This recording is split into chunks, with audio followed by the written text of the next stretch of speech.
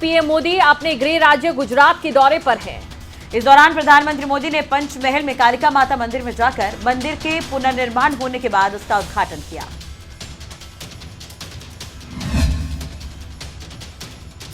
PM Modi Panchmahal में महाकाली मंदिर पहुंचे। पीएम ने माता काली के दर्शन किए। पुनर्निर्माण कार्यों का पीएम ने उद्घाटन किया। पीएम ने पताका भी फहराया। ये पताका 500 साल बाद महाकाली मंदिर में फहराया गया है। पीएम मोदी ने इस दौरान संबोधित भी किया। तीर्थों का ये विकास केवल आस्था के विकास का विषय तक ही सीमित नहीं है, बल्कि हमारे तीर्थ समाज की गतिशीलता और राष्ट्र की एकजुटता के भी एक बड़े महत्वपूर्ण जीवंत प्रतीक है। इन तीर्थों और मंदिरों में आने वाले श्रद्धालु अपने साथ कई नए अवसर भी लेकर आते हैं। किसी भी क्षेत्र में पर्यटन बढ़ता है तो रोजगार भी बढ़ता है। पीएम मोदी ने लोगों को संबोधित करते हुए कहा कि तीर्थों का ये विकास केवल आस्था के विषय तक सीमित नहीं, बल्कि हमारे तीर्थ समाज की गतिशीलता और राष्ट्र की एकता के लिए बेहद महत्वपूर्ण है। आपको बता दें कि पीएम मोदी 2 दिन के गुजरात दौरे पर हैं। न्यूज डेस्क खबरें अभी तक। इधर अग्निपथ योजना को लेकर देश भर में चल रहे बवाल के बीच सरकार की तरफ से अग्निवीरों को लगातार राहत दी जा रही है। नौकरी में आरक्षण के साथ ही अब सस्ते कर्ज और रक्षा मंत्रालय में भी नौकरी में अग्निवीरों को आरक्षण मिलेगा।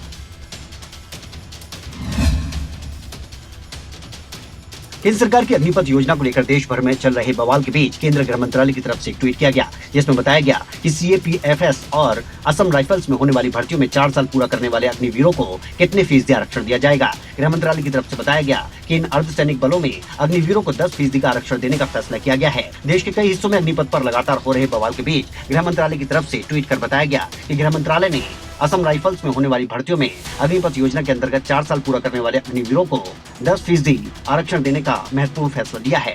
साथ ही गृह मंत्रालय ने सीएपीएफएस और असम राइफल्स में भर्ती के लिए अग्निवीरों को निर्धारित अधिकतम प्रवेश आयु सीमा में 3 वर्ष की छूट देने का भी निर्णय लिया और अग्निपथ योजना के पहले बैच के लिए ये छूट 5 वर्ष होगी। वहीं अग्निपथ योजना को लेकर देश भर में मचे बवाल के बीच केंद्रीय रक्षा मंत्री राजनाथ सिंह की ओर से अग्निवीरों को सस्ते दरों पर कर्ज की सुविधा देने का भी ऐलान किया गया कि अग्निवीरों को रक्षा मंत्रालय की नौकरी में 10% का आरक्षण भी मिलेगा। एक और युवा अग्निपथ योजना का विरोध कर रहे हैं, तो वहीं दूसरी तरफ कांग्रेस भी लगातार अग्निपथ योजना का विरोध कर रही है। इसी को लेकर राहुल गांधी ने ट्वीट के जरिए केंद्र सरकार पर निशाना साधा। अग्निपथ योजना को लेकर युवा लगातार विरोध कर रहे हैं। युवा किसी भी तरह से मानने को तैयार नहीं। दूसरी ओर कांग्रेस भी केंद्र सरकार पर हमलावर है। राहुल गांधी ने केंद्र पर ट्वीट के जरिए निशाना साधा। राहुल ने ट्वीट में लिखा कि बीजेपी ने जय जवान जय किसान के मूल्यों का अपमान किया। आगे लिखा, मैंने कहा था कि पीएम को काले कानून वापस लेने पड़ेंगे, वैसे ही माफी वीर बनकर उन्हें युवाओं की बात माननी पड़ेगी। अग्निपथ योजना को वापस लेना ही पड़ेगा। आपको बता दें, अग्निपथ योजना को लेकर कांग्रेस का कहना है कि वो आंदोलनकारी युवाओं के साथ है। कांग्रेस नेता केशव वेणुगोपाल ने कहा है कि हम इस मुद्दे को लेकर राष्ट्रपति के पास जाएंगे। दिल्ली में 19 जून को जंतर मंतर पर सत्याग्रह भी कांग्रेस करेगी। अग्निपथ योजना का विरोध कर रहे युवाओं के समर्थन में यह सत्याग्रह होगा, जिसमें सभी सांसद CWC सदस्य शामिल होंगे। साथ ही AICC पदाधिकारी भी विरोध प्रदर्शन का हिस्सा बनेंगे। अग्निपथ योजना पर हो रहे बवाल में सियासी तड़का भी लग रहा है। कांग्रेस ने प्रेस कॉन्फ्रेंस कर योजना को वापस लेने की मांग की है। देश में आर्मी भर्ती को लेकर अग्निपथ योजना पर बवाल मचा है। देश के कई हिस्सों में विरोध प्रदर्शन किए जा रहे हैं। इस बीच कांग्रेस ने अग्निपथ स्कीम को लेकर एक प्रेस कॉन्फ्रेंस की। कांग्रेस नेता प्रमोद तिवारी, पवन खेड़ा और युवा नेता कन्हैया कुमार ने आर्मी भर्ती को लेकर अग्निपथ योजना की कड़ी आलोचना की। कांग्रेस के वरिष्ठ नेता पवन खेड़ा ने कहा कि अग्निपथ योजना नोटबंदी जैसा फैसला है। प्रधानमंत्री जी बिना सोचे समझे नीतियां बनाकर लोगों के साथ खिलवाड़ कर रहे हैं। उन्होंने अग्निपथ योजना को तुरंत वापस लेने की मांग की। अब नौजवान सड़कों पर है तो साहब कोचिंग सेंटर्स इनके पीछे खड़े हैं। CAA प्रोटेस्ट होते हैं तो साहब विदेशों से कोई और समर्थन आ रहा है उनको। इस सरकार को आईना देखने में शर्म क्यों आती है? क्या अपने गिरेबान में झांकेंगे तो खुद समझ में आ जाएगा गलतियां क्या हैं।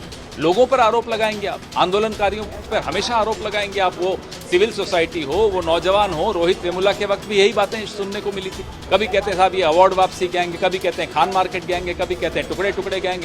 आप क्या चला रहे हो? सरकार के नाम पे मजाक चला रहे हो। अग्निपथ योजना के विरोध में पूरा विपक्ष अब एकजुट नजर आ रहा है। इस बीच दिल्ली के उप मुख्यमंत्री मनीष सिसोदिया का एक ट्वीट चर्चा का विषय बना हुआ है।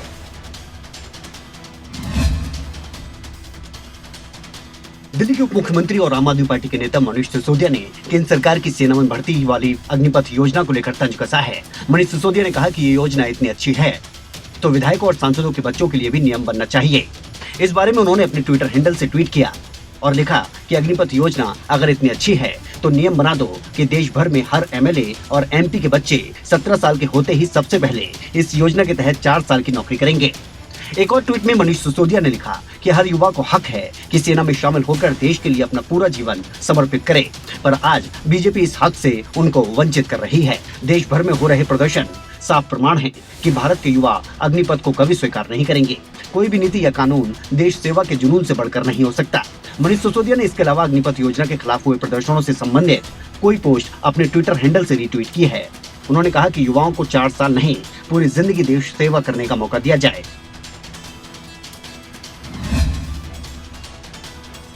अग्निपथ योजना के विरोध की आज पंजाब भी जा पहुंची है। लुधियाना में प्रदर्शनकारियों ने जमकर उत्पात मचाया।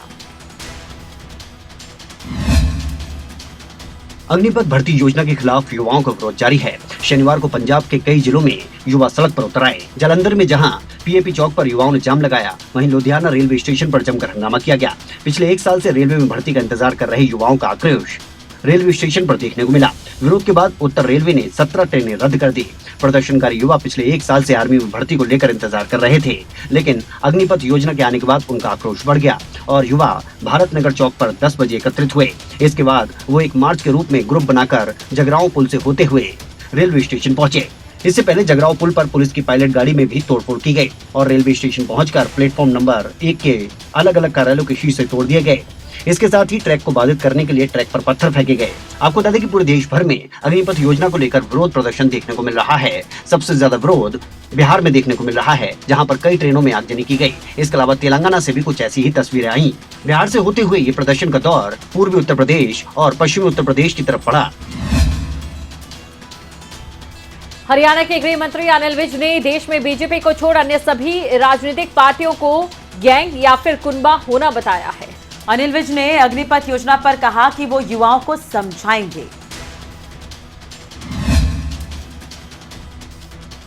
हरियाणा के स्वास्थ्य मंत्री अनिल विज ने देश में बीजेपी को छोड़ अन्य सभी राजनीतिक पार्टियों को गैंग या कुनबा होना बताया है। उन्होंने कहा है कि देश में बीजेपी ही अकेली एक ऐसी पार्टी है जिसका आम सदस्य भी पार्टी का राष्ट्रीय अध्यक्ष बन सकता है। अनिल विज ने अग्निपथ योजना पर कहा कि वो युवाओं को समझाएंगे। केंद्र की अग्निपथ योजना को लेकर देश में मच रहे बवाल पर अनिल विज ने अपनी प्रतिक्रिया दी। कहा, सरकार जो भी कार्यक्रम चलाती है उस कार्यक्रम के 2 पहलू होते हैं। कुछ उस कार्यक्रम को पसंद करते हैं और कुछ उन कार्यक्रमों को लेकर विरोध भी करते हैं। जो लोग विरोध करते हैं ऐसे लोगों को समझाने का काम उनका है। योजना है 4 साल के बाद वो बाहर आ जाएंगे और वो कोई भी सर्विस कर सकते हैं। ये जो 4 साल के बाद आएंगे इनको पुलिस भर्ती में प्रेफरेंस दिया करें। अनिल विज ने अन्य राजनीतिक पार्टियों पर निशाना साधते हुए कहा कि बीजेपी पार्टी है जबकि अन्य पार्टियां गैंग या फिर कुनबा हैं। अग्निपथ योजना के विरोध में आक्रोशित युवा सड़क पर उतरकर आंदोलन कर रहे हैं और इसी कड़ी में चरखी दादरी में पंचायत खापे भी युवाओं के आंदोलन के समर्थन में आ गई है।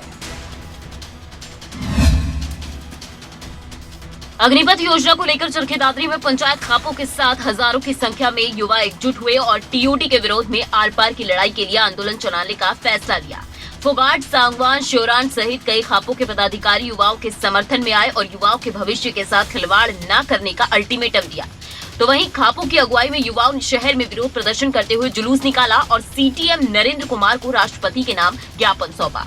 साथ ही फैसला लिया गया कि 20 जून को दिल्ली के जंतर मंतर पर देश भर के युवा एकजुट होकर आंदोलन करेंगे। इस दौरान युवाओं ने शांतिपूर्ण आंदोलन करने का संकल्प लिया। साथ ही साफ किया कि किसान आंदोलन की तर्ज पर अग्निपथ योजना के विरोध में आंदोलन चलाया जाएगा।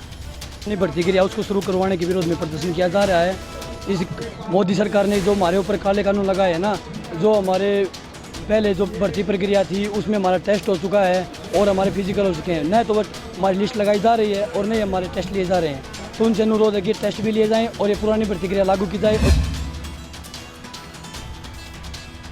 और आने वाले 2-3 दिन में ही आदमपुर से विधायक कुलदीप बिश्नोई ये साफ कर देंगे कि उनकी आगे की राह क्या होगी।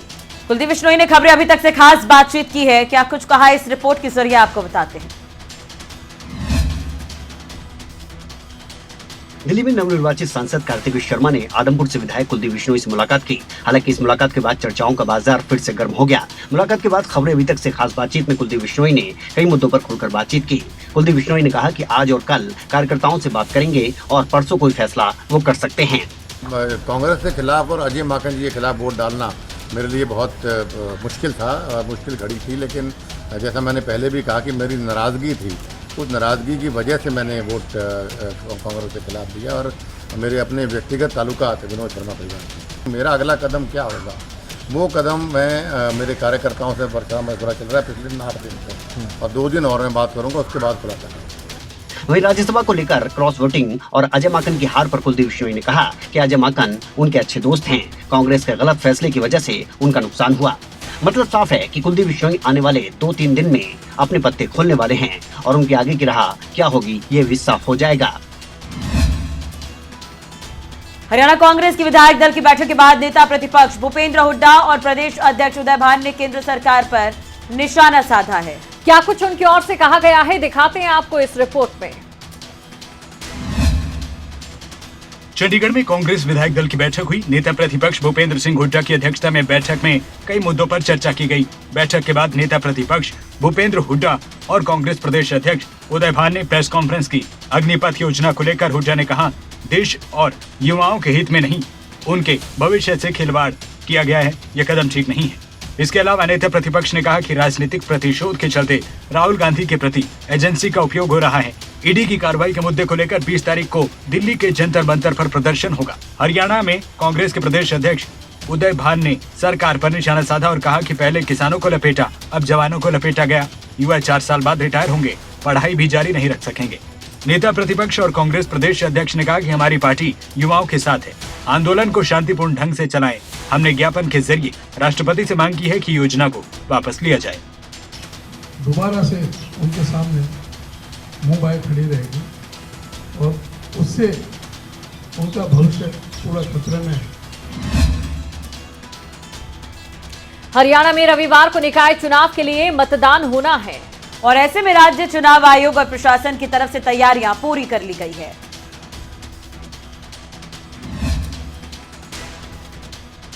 हरियाणा में 19 जून को होने वाले निकाय चुनाव के लिए मतदान को लेकर सभी तैयारियां मुकम्मल कर ली गई हैं।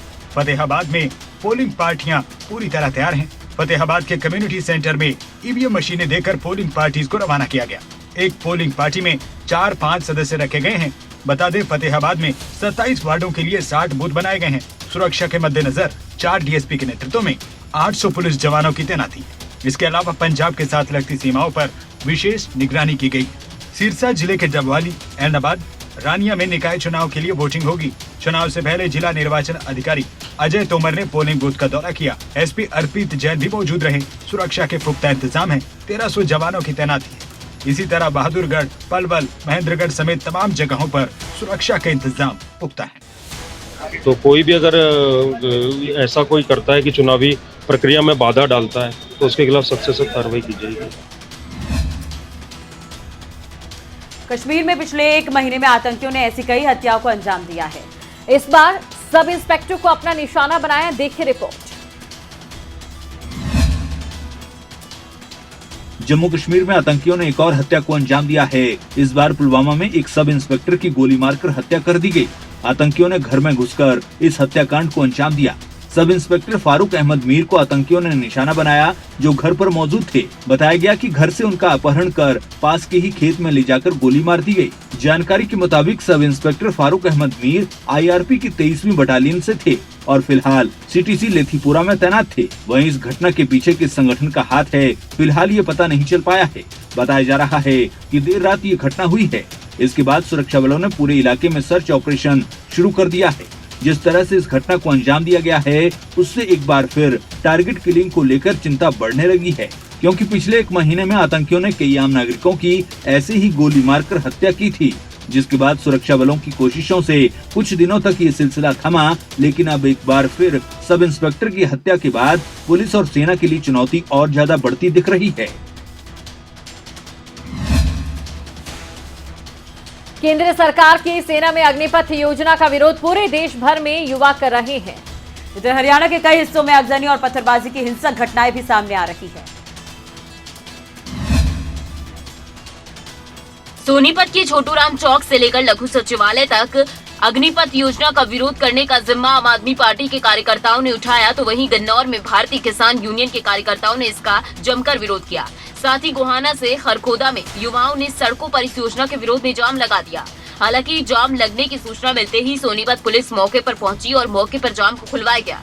सोनीपत में इस योजना के विरोध प्रदर्शन का नेतृत्व कर रहे आम आदमी पार्टी के यूथ प्रदेश अध्यक्ष अरुणा ने कहा, हम युवाओं से अपील करते हैं कि वो हिंसक घटनाएं ना करें, हम उनकी लड़ाई सड़कों पर लड़ेंगे, जिसके बाद सरकार को इस योजना को वापस लेना ही पड़ेगा। गन्नौर में इस योजना का विरोध कर रहे भारतीय किसान यूनियन के कार्यकर्ताओं ने कहा, सरकार युवाओं के भविष्य के साथ खिलवाड़ कर रही है। पहले काले कानून लाकर किसानों के साथ खिलवाड़ किया गया और अब युवाओं के साथ सरकार खिलवाड़ कर रही है। हम युवाओं की इस लड़ाई में उनके साथ खड़े हैं।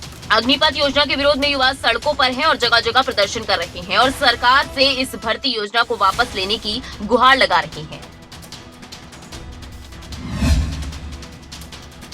अंतर्राष्ट्रीय स्तर पर पाकिस्तान को बड़ा झटका लगा है, क्योंकि अंतर्राष्ट्रीय संगठन फाइनेंशियल एक्शन टास्क फोर्स ने पाकिस्तान को फिलहाल ग्रे लिस्ट में ही बनाए रखने का फैसला लिया है। FATF ने बर्लिन में हुई समीक्षा बैठक के बाद ये फैसला लिया है।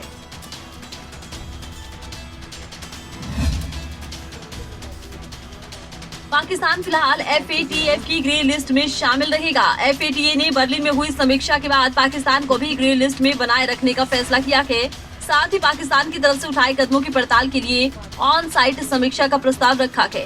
तो वहीं इस ऑन साइट विजिट के बाद ही ग्रे लिस्ट से पाकिस्तान के हटाने पर निर्णय लिया जाएगा।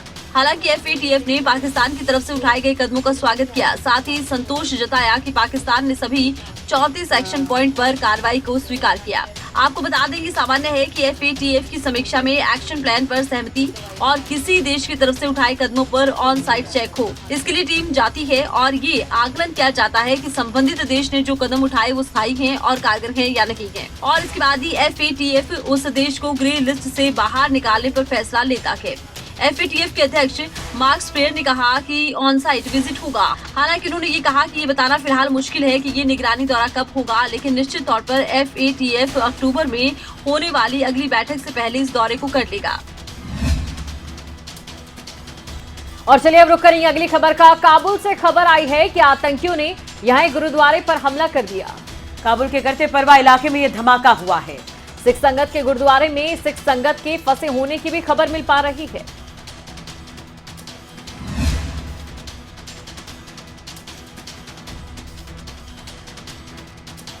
अफगानिस्तान की राजधानी काबुल में गुरुद्वारा करते परवान पर आतंकियों ने हमला कर दिया। आतंकियों ने यहां कई ब्लास्ट किए।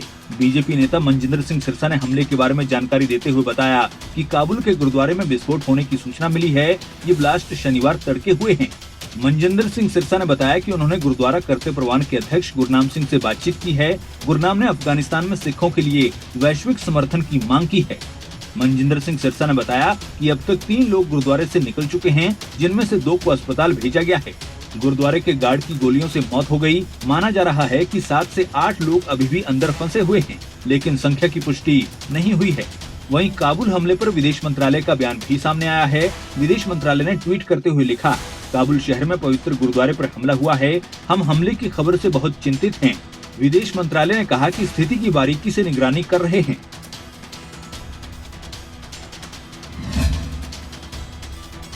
भारत के खिलाफ चीन ने एक नई चाल चली है और संयुक्त राष्ट्र सुरक्षा परिषद में भारत और अमेरिका की आतंक के खिलाफ जंग पर प्रहार किया है।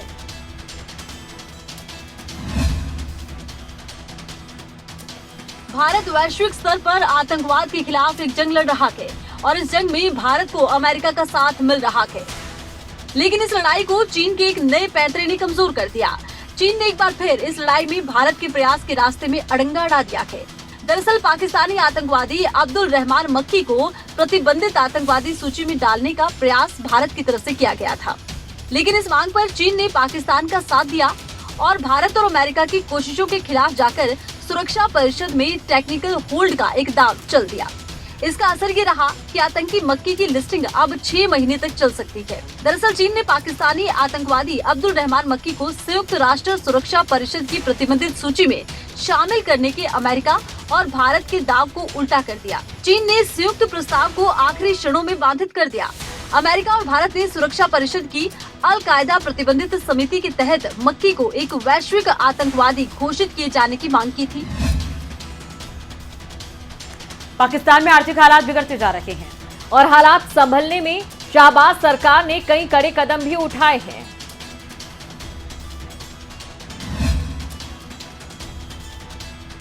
पाकिस्तान की आर्थिकी को पटरी पर लाने के लिए पाक सरकार ने पहले लोन की दरों को बढ़ा दिया, उसके बाद पेट्रोल के दाम बढ़ा दिए गए। लगातार महंगाई की मार झेल रही पाकिस्तान की आवाम को उम्मीद थी कि अब महंगाई से राहत मिलेगी, लेकिन पाक सरकार ने आम जनता से एक अपील कर बता दिया कि हालात सुधरे नहीं है बल्कि और ज्यादा बिगड़ रहे हैं। पाक सरकार ने पाकिस्तानियों से चाय की खपत को कम करने के लिए कहा है। दरअसल 22 करोड़ की आबादी वाले देश पाकिस्तान में चाय की अच्छी खासी खपत रहती है, लेकिन पैदावार बिल्कुल नहीं होती। ऐसे में दुनिया में चाय का सबसे बड़ा आयातक पाकिस्तान बन गया है, लेकिन कुछ भी आयात करने के लिए विदेशी मुद्रा की जरूरत होती है। अब पाकिस्तान में विदेशी मुद्रा भंडार खाली होने के कागार पर जा पहुंचा है और विदेशी मुद्रा भंडार घटकर जून में महज 10 अरब डॉलर रह गया।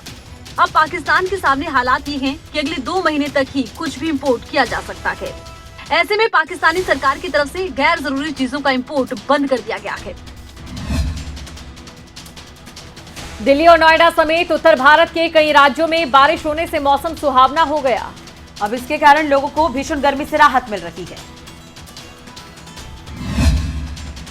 देश की राजधानी दिल्ली में लगातार दूसरे दिन बरसात के चलते पारा लुढ़क गया और मौसम खुशगवार हो गया।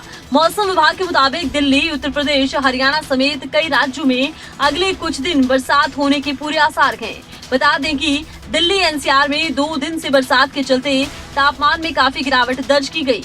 भारत मौसम विज्ञान विभाग के अनुसार संभावना जताई गई है कि दक्षिण पश्चिमी मानसून 23 जून से 29 जून के बीच उत्तर पश्चिम भारत और मध्य भारत के कई इलाकों को कवर कर सकता है। आईएमडी की ओर से गुरुवार को कहा गया कि देश के सभी हिस्सों में हीट वेव का प्रभाव अब खत्म हो गया है। आईएमडी के अनुसार दक्षिण पश्चिम मानसून अब मध्य और पूर्वी भारत की ओर बढ़ रहा है। इसके चलते पश्चिमी विक्षोभ उत्तर पश्चिमी क्षेत्रों को प्रभावित कर रहा है। भारत मौसम विज्ञान विभाग के मुताबिक मानसून ने उत्तर बंगाल के कुछ हिस्सों में एंट्री ले ली है। हालांकि पश्चिम बंगाल के दक्षिणी हिस्सों में मानसून में देरी होते दिख रही है।